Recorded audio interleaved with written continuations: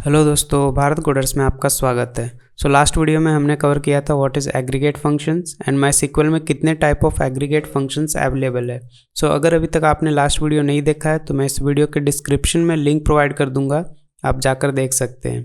And इस video में हम लोग कवर करेंगे what is column alias and table alias and MySQL में कॉलम एलियास और टेबल एलियास किस तरीके से यूज़ करना है विथ एग्जाम्पल के साथ हम लोग समझेंगे।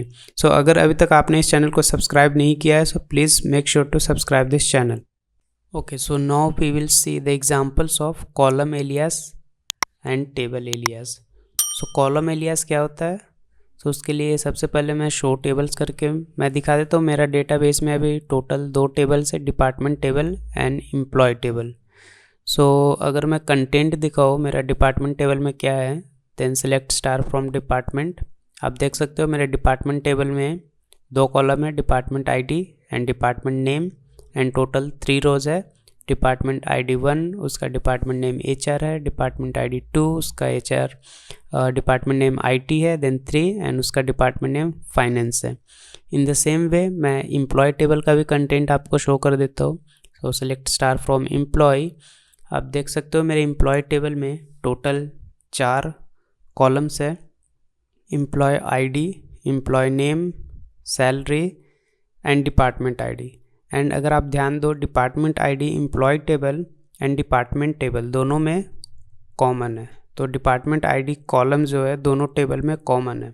ऑन कंडीशन में हम लोग यही कॉलम यूज़ करेंगे, डिपार्टमेंट आईडी, राइट। आप अगर ध्यान दो, एम्प्लॉय टेबल में एम्प्लॉय आईडी है, लेट से 1 है, उसका नाम एम्प्लॉय का नाम ए है, सैलरी 1000 है एंड डिपार्टमेंट आईडी 1 है। डिपार्टमेंट आईडी 1 मतलब उसका डिपार्टमेंट का नाम एचआर है।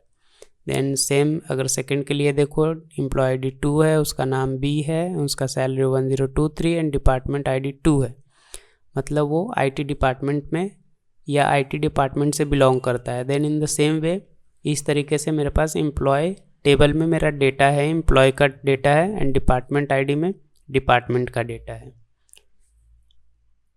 Okay, now I think it's clear. मेरे पास टोटल 2 टेबल है, department table and employee table.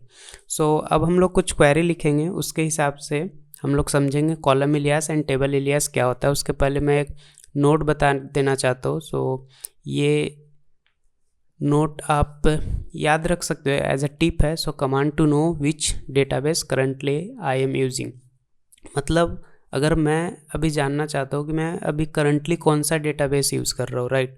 उसके लिए कमांड क्या होता है, वो मैं बताने वाला हूँ। उसके लिए कमांड है शो डेटाबेस, एंड डेटाबेस एक फंक्शन कॉल है, तो आपको पैरेंथेसिस लगाना पड़ेगा, close and open and close parenthesis. तो आप देख सकते हो मैं यूट्यूब नाम का डेटाबेस अभी यूज़ कर रहा हूँ, करंटली मैं यूट्यूब डेटाबेस में हूँ।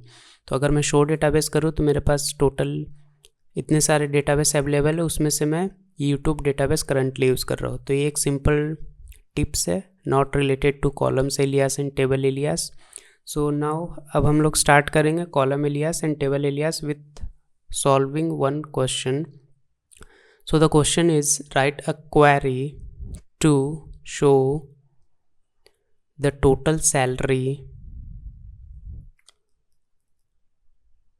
in the employee table, EMP table. Okay, so write a query to show the total salary in the employee table. मेरे employee table में टोटल सैलरी कितना है वो मुझे शो करना है, राइट। आप देख सकते हो ये मेरा एम्प्लॉय टेबल है एंड उसमें एक सैलरी नाम का कॉलम है।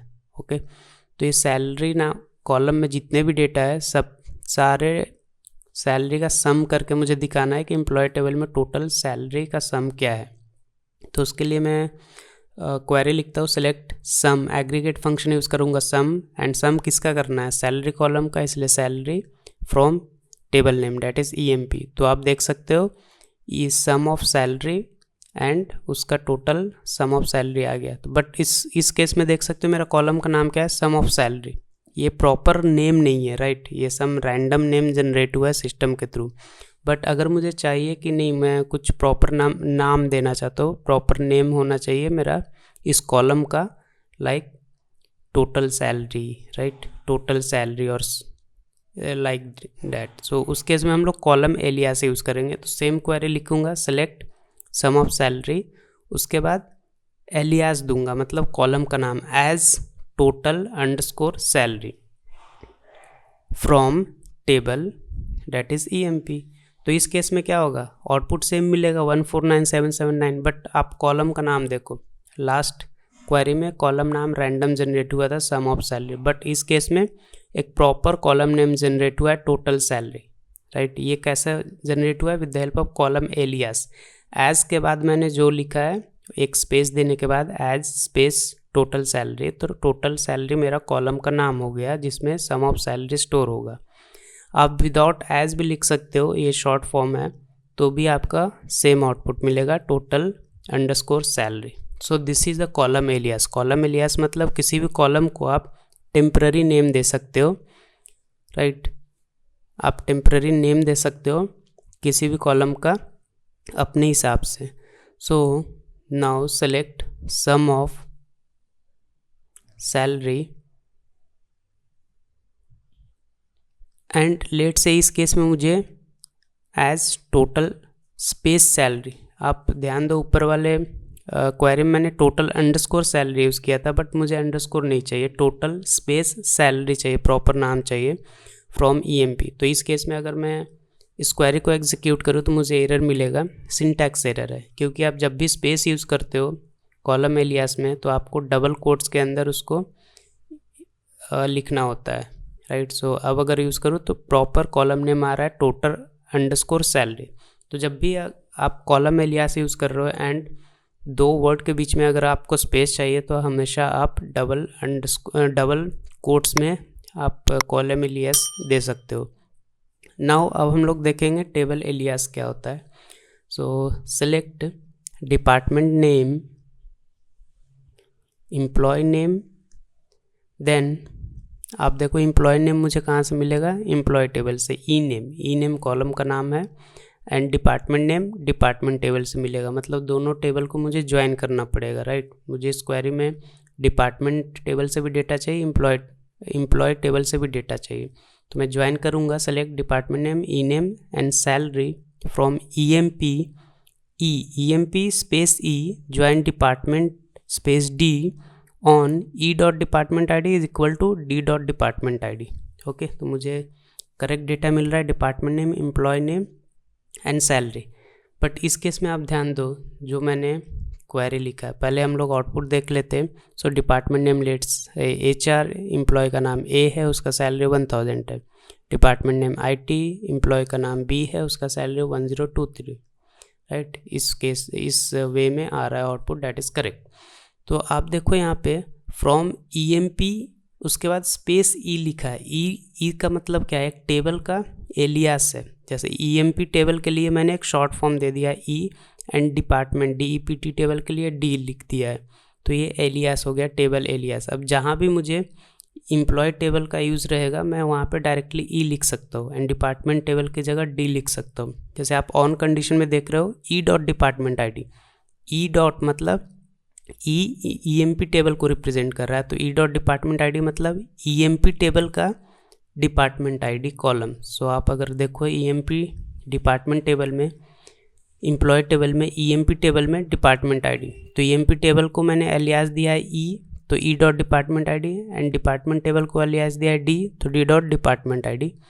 क्योंकि डिपार्टमेंट ID दोनों भी कॉलम में कॉमन है, इसलिए मैंने ऑन कंडीशन में दिया है E.department ID is equal to D.department ID.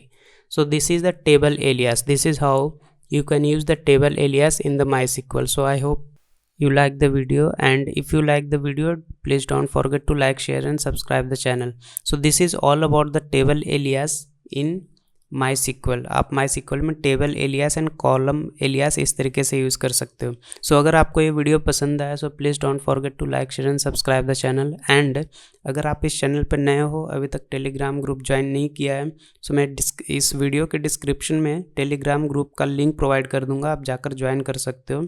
And मेरे यूट्यूब चैनल के सारे वीडियोज़ आपको टेलीग्राम ग्रुप पर मिल जाएगा।